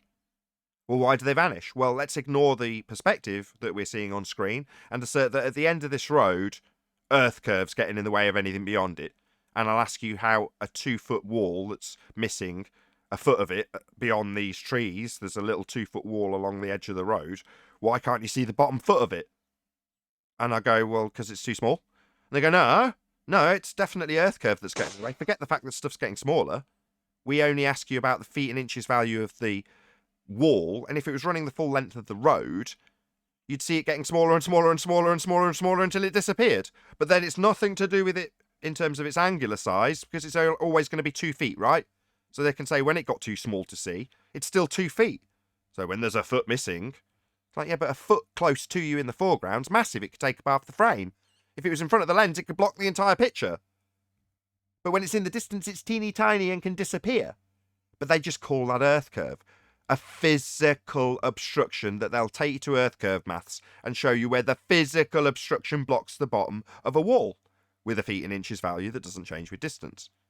Well, that's a physical obstruction. And what was that Jazz said at the beginning of the live show? It's not physical. It's not geometry. Yeah, welcome to Flat Earth.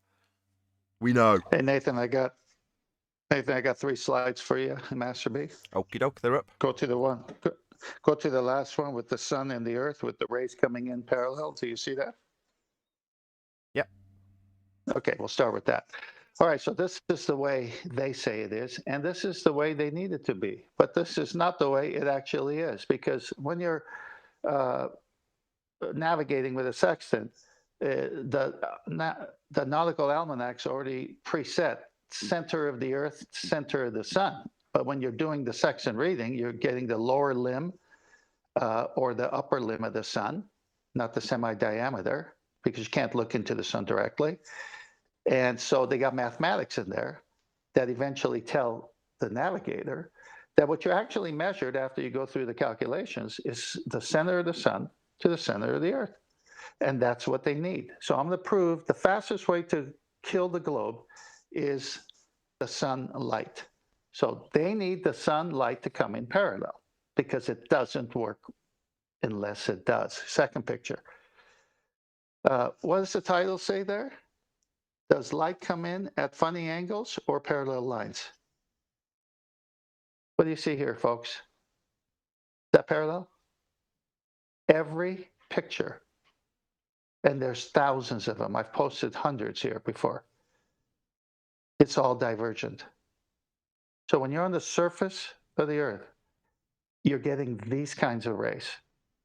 This is the light you see. It's divergent. It's not parallel. Now, there's a problem with that. Go to the last picture.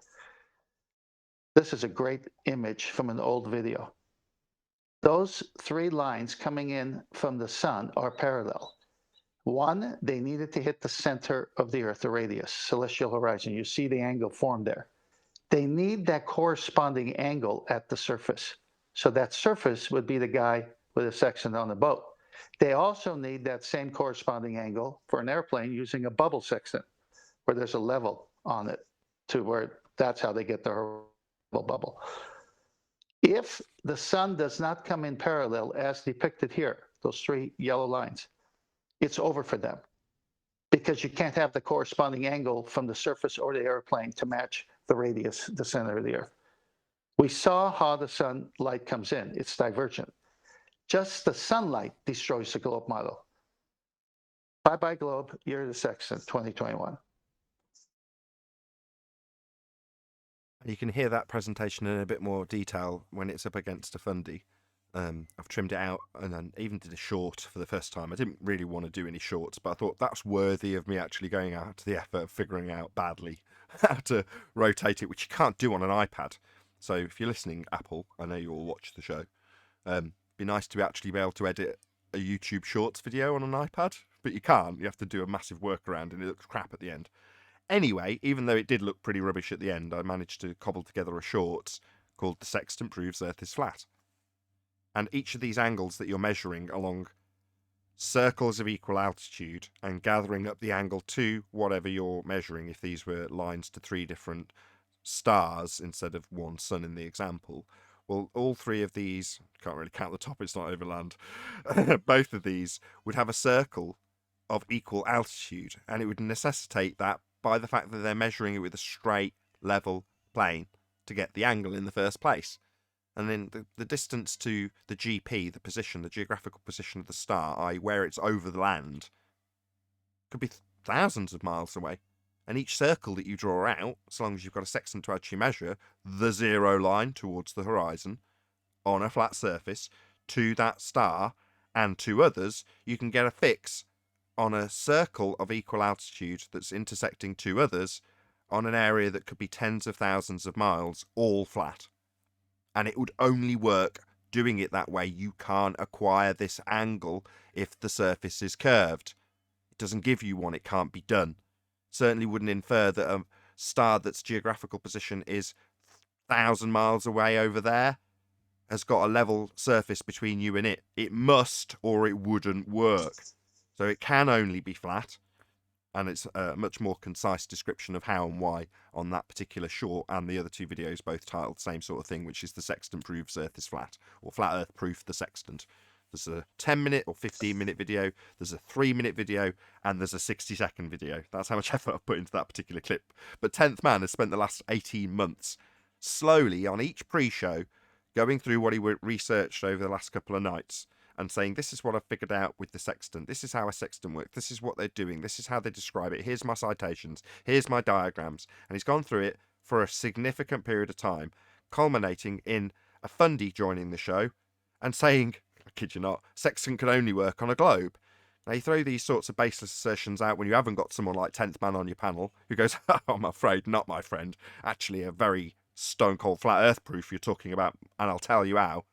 Yeah, that was a precious scenario where it wasn't a pre-show with a bit of study being revealed to us by 10th. It was a high pressure, got a fundy, telling us this flat line is curved. Actually, this flat line isn't going to give you an angle. It's actually only capable of taking place on a curved surface and can't be done on a flat earth, was his claim from memory. It's like, no, quite the contrary. Can only be done on a flat surface, wouldn't work if it was curved. Completely the contrary of what he was asserting. But without 10th Man's research, I possibly wouldn't have caught that. I'd have probably got him to concede the fallacy used to assert it was a sphere, but I wouldn't have caught that, no, I don't know how it works. I don't, until 10th Man told me. Anyway, check it out. Hey, Brian. Hey, Nathan, I put a bunch of slides on there, so we can do it in the after show if you like, or we can finish up here. I was going to get some final words from you, a hello from Brian, and then I was going to go to the after show. So stay tuned if you're watching, but go ahead, Brian, go ahead and round out if you wanted to add anything, 10th. Did you want to add anything, 10th? Brian? Oh, I thought Brian was going to go before me. Yeah, I thought it would be more funny to... Sorry, my fault. I pressed the hang up button when I tried to press the mute button a minute ago. Hello, everyone. I'm not adding anything. Thank you. You've already said hello. Okay, yeah, Nathan, go. I thought it'd be amusing to say hello to him and then immediately cut to the after show, but this joke's getting more and more disjointed. So just if you can round out your points, 10th, and then I will ask everyone to stay tuned. Yeah, go to the new slides I sent you, because it just gives imagery to what you just said. No, I'm not going to do a slideshow. I'm just about to round out. With that, I'm going to say a huge, massive, enormous thank you to both Discord and G Plus panels for making today's live show possible. Of course, a massive thank you to all of you in either Nathan Oakley. I know we're live, aren't we? All of you watching live on Nathan Oakley 1980. I think I actually missed a super chat from Unitox Femu in all of those descriptions. Let's just see if I have. Did I miss one? I'm sure I did. Scroll all the way up to the top and find that I've already read it out. Now I'm doing it in the middle of the live show. This is from my daughter. Celebrates birthday on a cast of a Turu. Oh, okay, well, thank you very much indeed for the super chat. I'm glad I did actually scroll back and actually find that. So thank you very much indeed, Unitox Femu, or Sasho's probably with us in the after show chat. So once again, stay tuned if you're watching on either premiering stream. I've been Nathan Oakley, and I'll see you all in the next video.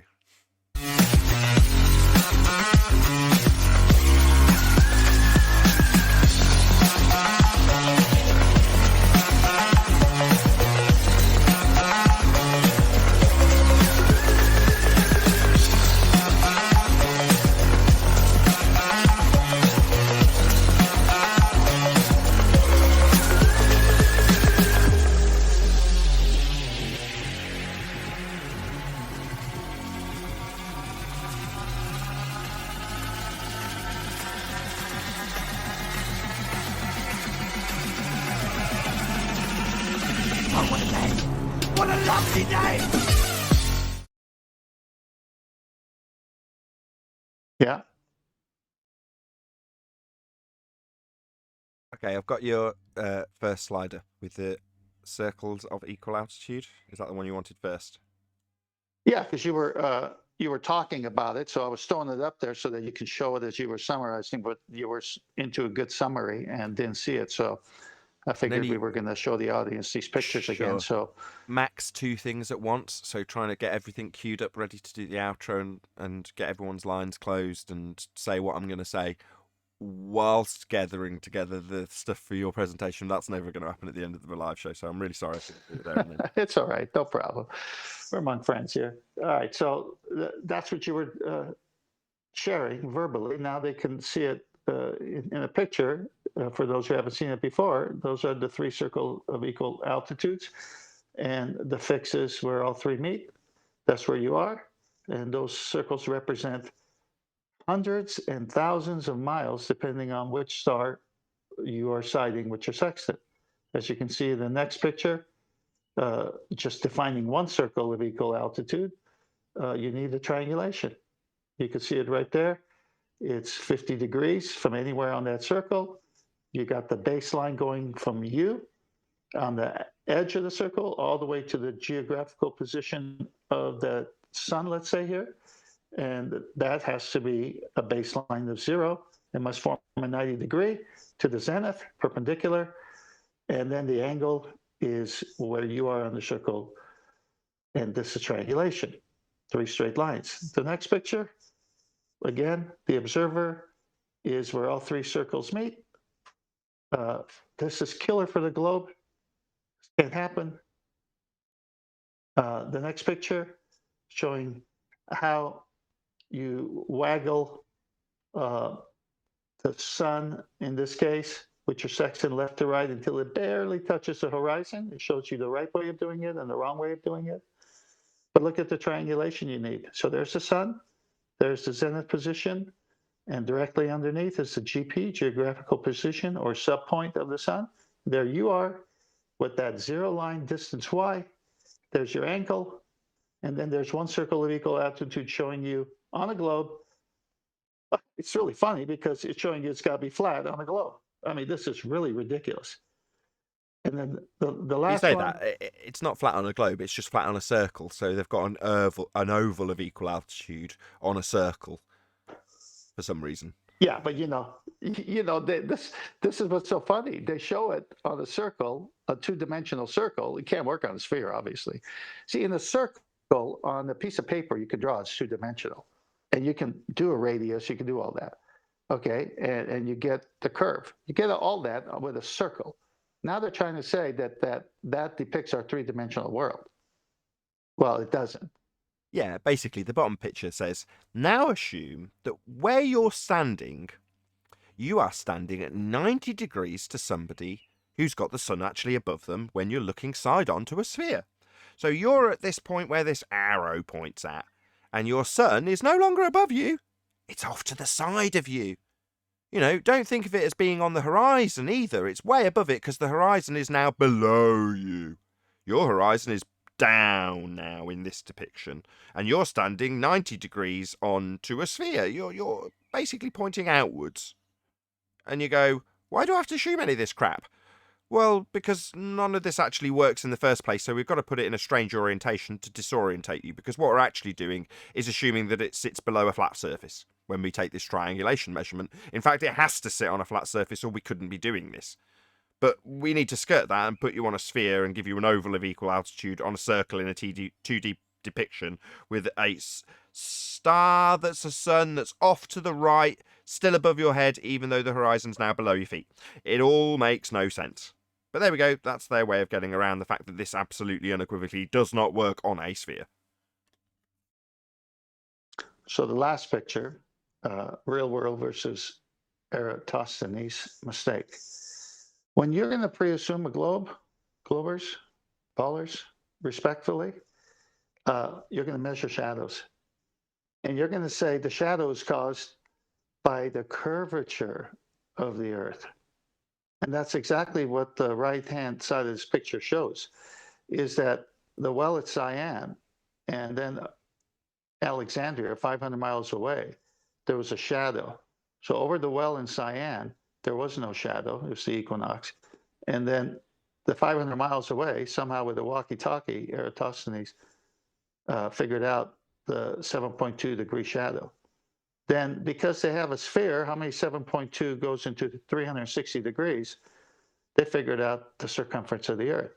But this necessitates that the shadow is caused by the ground curving away, whereas the picture on the left shows the same shadow can cast if the sun is moving away and casting a shadow because you're an angle to the sun. Oh, by the way, that's the way sextant works at the end of the day, right?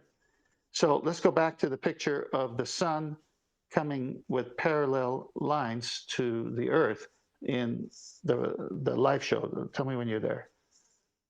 I'm way ahead of you. Okay, this is the way the sun has to come in with light for any chance of a globe and a radius and shadows, any chance. One slide kills the globe. This one. I don't have to prove anything. The only thing I got to show is the slide before it, divergent rays. It's over with divergent rays. You cannot have a sextant work per the globe model with divergent rays. It could only work per the globe model if it's parallel, light coming in, because they need the corresponding angle to match at the surface as it does in their fictitious radius, center of the Earth. Ball game over for them. So I understand that, and you still got guys like Jazza coming in here, first of all, hanging themselves, but still holding on to a belief that the Earth is a globe. Unbelievable. Well, you heard him laughing every time it was pointing out. When he reaches the point that he can't quite cope with it cognitively, he started laughing. And the last resort was to say something quite depraved. So that type of laughter, that's like hysterical, like hysteria laughter, you know? And then you come out with something that he said, which I would never repeat, but there's something mentally wrong, I think, with these ballers. Anti-flat earthers. Anti-flat earthers. I realized that as I said it.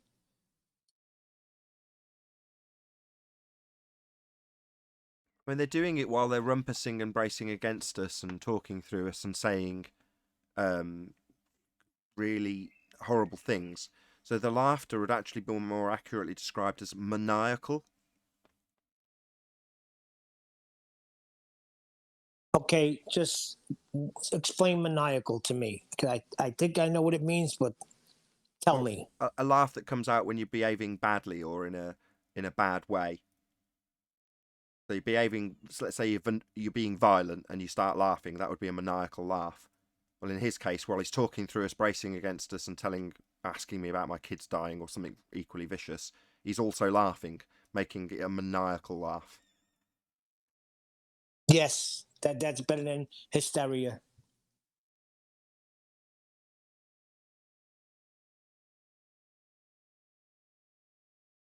Where do they go from here? And what new proofs are they going to come out with for our side? I would like to say I'm glad Nathan made the distinction between anti-flat earther and a glober. I think that's an important distinction. It's been met with a lot of praise in the comments. So yeah, lots and lots of people leaving me messages in that exact vein. I agree. In fact, clearly made a video about it. He trimmed out a section that I'd overlooked. I then mirrored it and thanked him because I'd overlooked it. And yeah, so people making comments, there was a lot of them. Somebody even made a video about it specifically about that. So the distinction between a globe believer and an anti-flat earther, and the example I gave them was with Simon Dan. So a globe believer would be the guy that comes along and says, of course Earth turns underneath a bullet. We have Coriolis effect and we see it drift. Now we point out that would mean planes would have their flight time shortened and blimps would drift away as they're filming football games.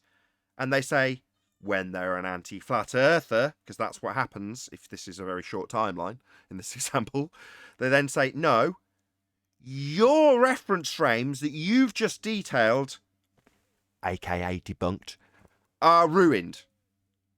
That's something an anti-flat earther would say.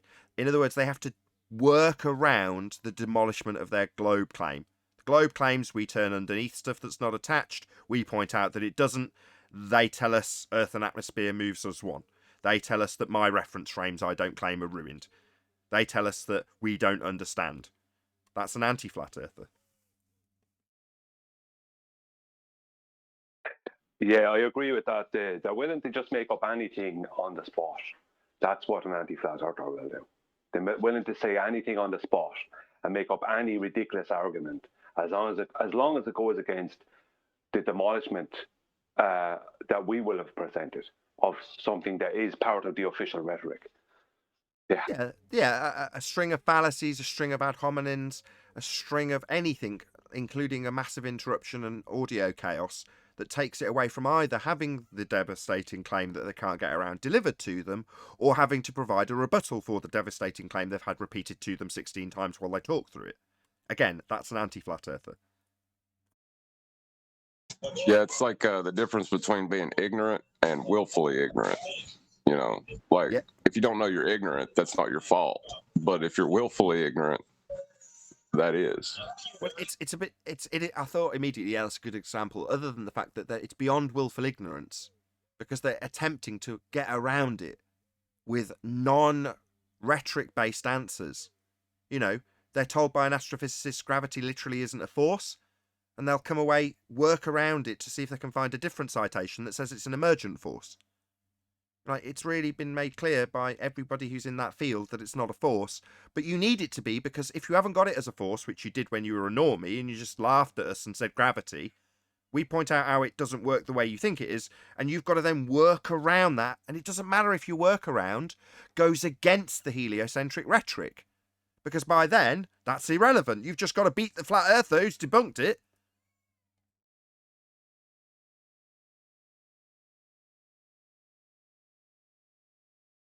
Yeah, you know that they're not globers anymore when they get to the point of going against Einstein.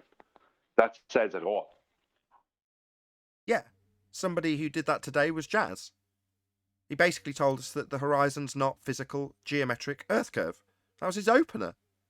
Well, you know they're not globe believers anymore, because if he was, he'd be telling us how Earth curve got in the way of boats and buildings in the Isle of Man, like he used to.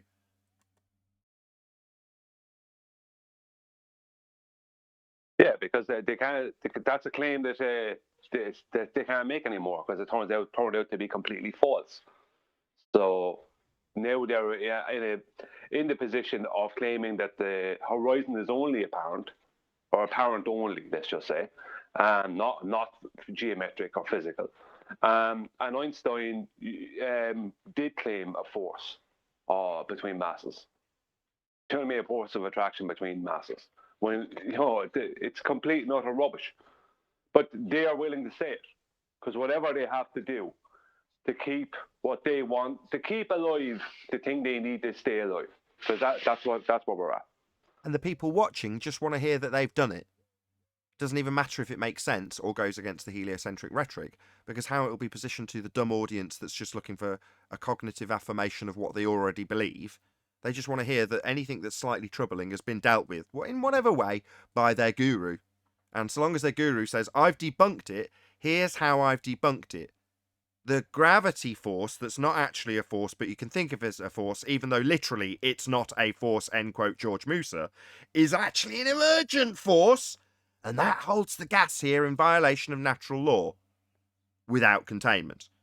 And everyone who's watching goes, yeah, I'm still a globe believer then. Didn't have to do anything except watch his YouTube video. Thumbs up. Flat earthers are dumb.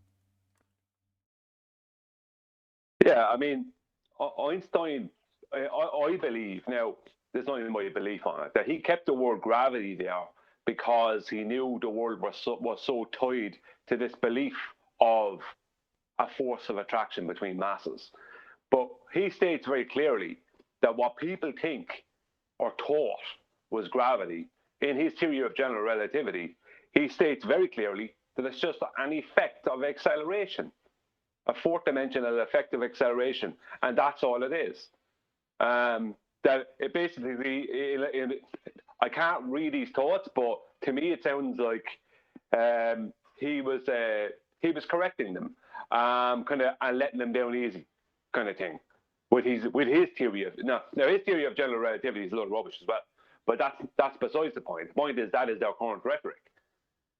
He took away that mass attracting mass, and they brought it back 54 years later in 1969 when they showed the moon landings and they showed this force of gravity going on, because they couldn't show the curvature of space-time and effective acceleration. They couldn't show that on film and make people believe they're on the moon. But if they showed a force of gravity, an attraction between two masses, and guys jumping around slowly on some moon surface, that was more believable. And since then, they've had to keep it alive. Yeah, they needed a demonstration of gravity, not pseudo-Ramonian force space-time bending, or not the gravitational accretion of a body of mass, not the uneven distribution of mass causing the bending of space-time, but instead 160 now out-of-date mass attracting mass, M1 attracting mass 2, in this case a hammer, being dropped on a surface that doesn't exist. The moon exists. The surface they claim to be the rock they travel to through a second law of thermodynamics violation sky vacuum that would leave us all dead because we wouldn't have any gas to breathe. It'd be an availability of volume for it to all fill. Therefore, we'd have no gas. So they definitely didn't travel to the moon to then attempt to affirm 160 out-of-date mass-attracting mass, because the very gas that they had to travel through and apparently leave to get to the vacuum to then get to the moon, all of that gas would also be capable of following the exact same path that the rocket took. And it would. That's what gas does. It's a law of nature. So the gas is you just wave it at the barrier that's non-existent, do you, in your rocket? Oh, look, we've just passed through all the gas, and now we're in a vacuum. Why isn't the gas following along with us? Oh, well, it just doesn't do that. Why? Well, because we've got a not actual force that you can think of as a force that's not actually a force, that's an emergent force, but literally is not a force.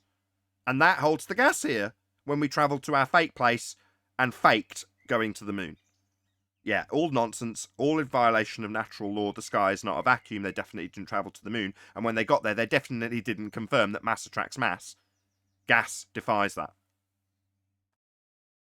Yeah, I mean, outside of the solid container that's necessary for gas pressure, let's just say, the only thing that can affect or control gases in any way is temperature.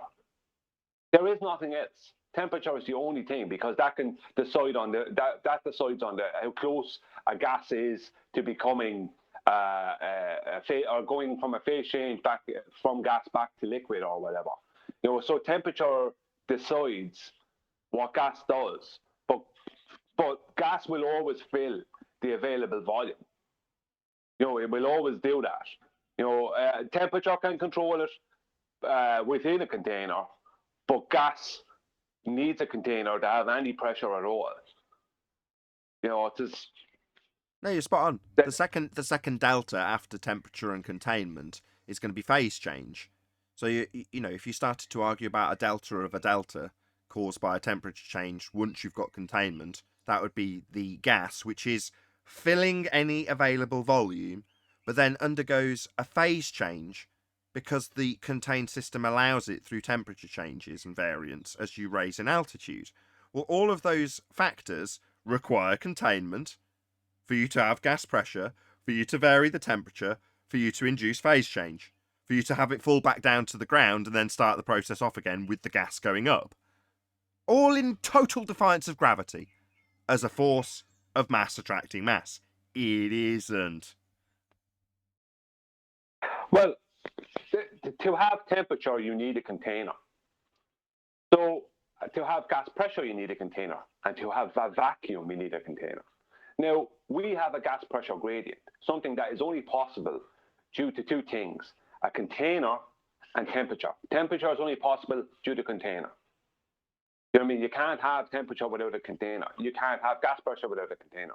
And we have what would be considered a low-grade vacuum up high in the sky. And that's only possible due to a container. And temperature causes that. So the whole thing is controlled and caused by, let's say the whole thing is controlled by the sun, but the gas pressure is only allowed to happen due to a container.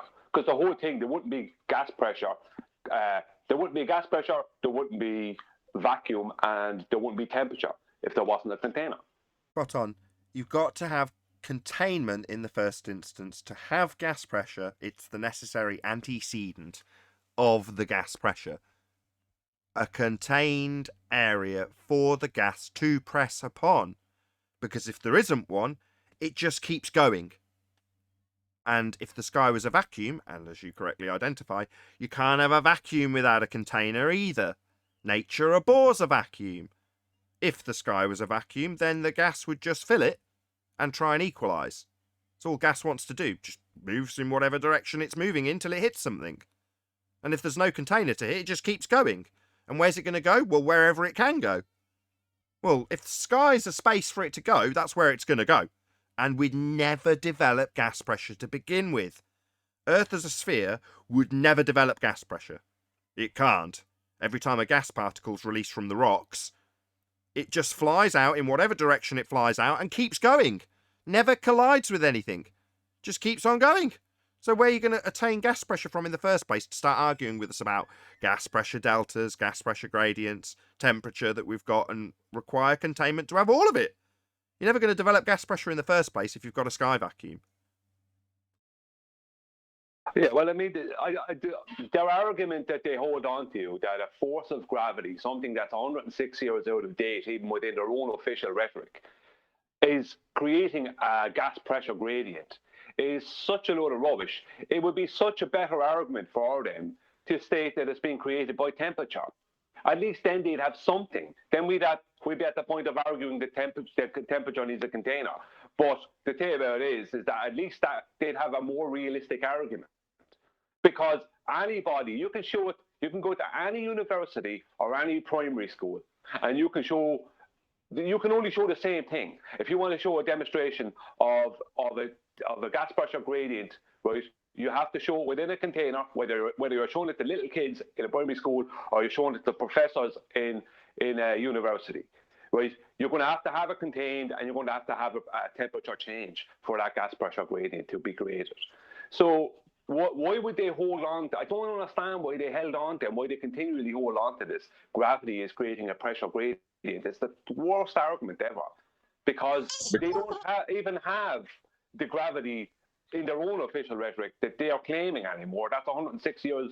That's gone 106 years ago, number one. And number two, there was no scientific evidence for gravity in the first place. And now gravity is just a mathematical belief, isn't it?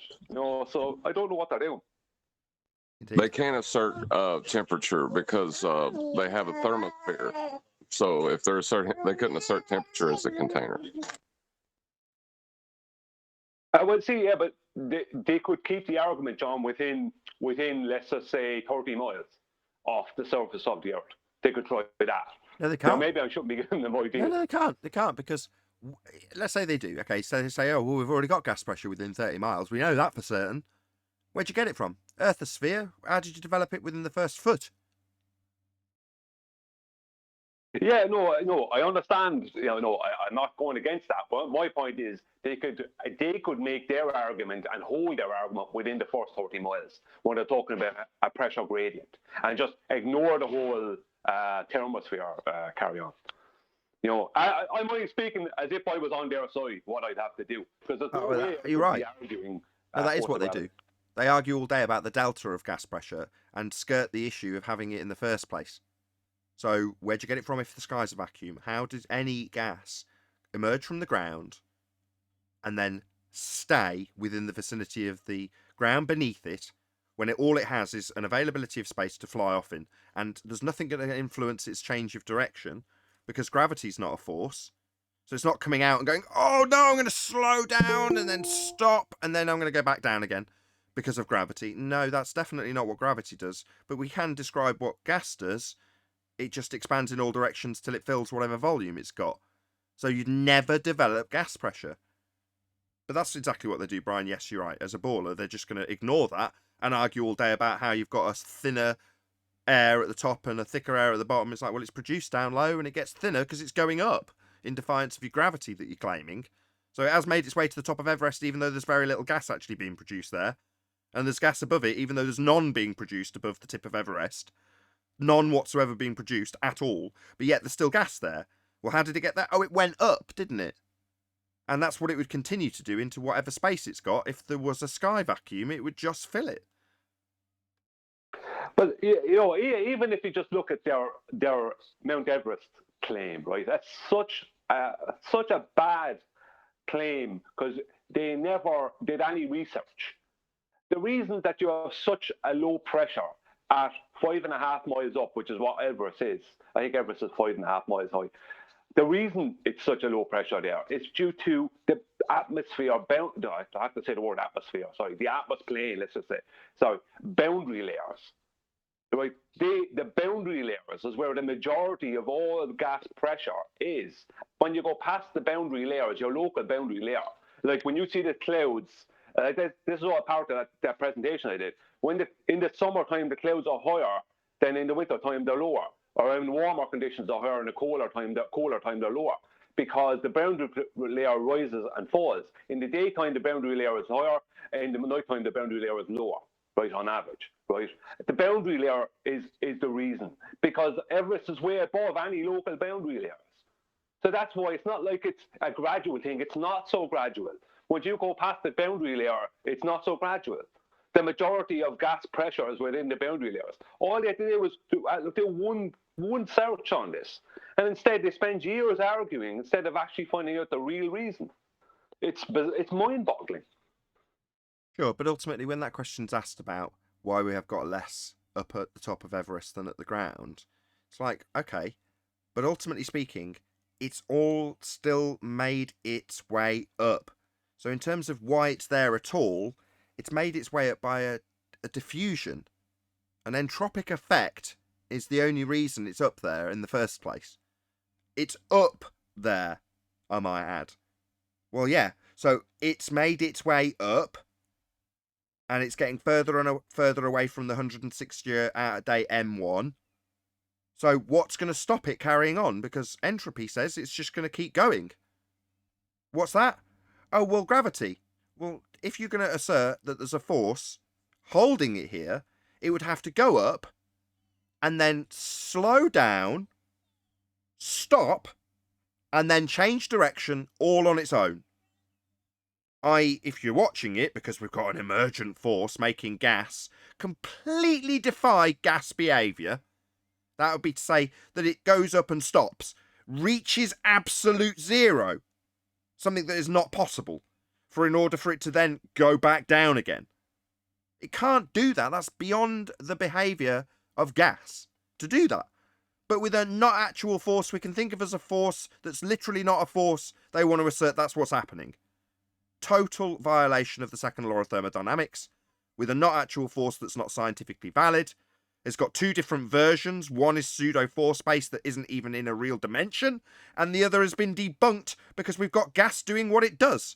But they want the debunking of it with the gas that's showing it doesn't do that to be the cause of why the gas doesn't do the very thing that's debunking it. That's what they want. Again, anti-flat earthers. Well, you don't see people sunbathing on the top of Mount Everest. Why don't you see people sunbathing on the top of Mount Everest? Because it's cold. So there's not going to be a huge amount of gas pressure up there because the temperature dictates that it can't be. You know, it's so stupid. Their argument is so stupid. How they can make that and look in the mirror the next day, I don't know. Well, they have to get around the fact that you can't have gas pressure without a container. Much easier to argue about the delta all day and ignore the main point. How'd you get the gas pressure in the first place? Exactly. It's easier. Argue about a non sequitur or a straw man or a red herring or whatever, rather than the point. Because then you might win the argument over the red herring, and people will think you've won. And hopefully no one will notice that you haven't addressed the original point that's been brought up. That's why they hate coming here. You know, that's the thing I get the most commendation on. You never let them off track. Yeah, that's why they don't come. Because they can't non sequitur away from whatever stupid statement they've made that debunked their own claim. That's anti-flat earthers. They'll come here and literally in the first breath, like Jazzaconda did, debunk their own claim of a sphere with its physical geometry and sphere edge horizon. They'll declare that's not the case in the first breath. Yeah, they will make, I'd say, if you left them off, now you don't, right, and rightly so, but if you left them off, they will probably debunk their own claim 3 and 4 times in a row. You know, we don't hear that here because you don't leave it happen, and we follow suit. You know, but if you listen to some of them, like Brandon is a bit more relaxed, and if you hear some of them on Brandon's, they debunk their own claim in 2 and 3 different ways within a space of a paragraph. You know what I mean? It's just unbelievable. But you know, we're dealing with people who will fight tooth and nail, you know, to keep the stupid going. Yeah, and with me, the moment they beg the question and I point it out, they'll fight tooth and nail to continue with the contra-speaking, double-speaking nonsense that you get on Brandon. Shout out to Brandon. I've got nothing against it, by the way. I think Brandon's ace. But ultimately, he's got a very different style to me. Yeah, he will let him waffle on, much to the annoyance of Quantum Eraser, who's always moaning about it.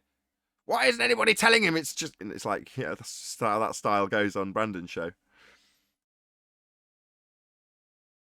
Yeah, I mean, the thing about it is there's so many people on Brandon's show, both flat earthers and globe earthers. They end up crossing over each other. The globe earthers are better at keeping as a team because they'll just follow any lie. So Brendan will say something, and no matter how ridiculous it is or how much of a total lie it is, every other baller will just join in.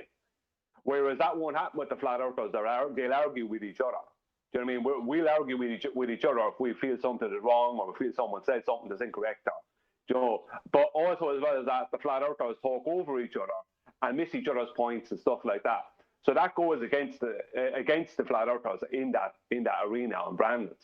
But the thing about it is that the more, for anyone listening, they would hear that the flat earthers end up arguing with each other or crossing over each other's arguments or whatever, or missing arguments, you know, stuff like that.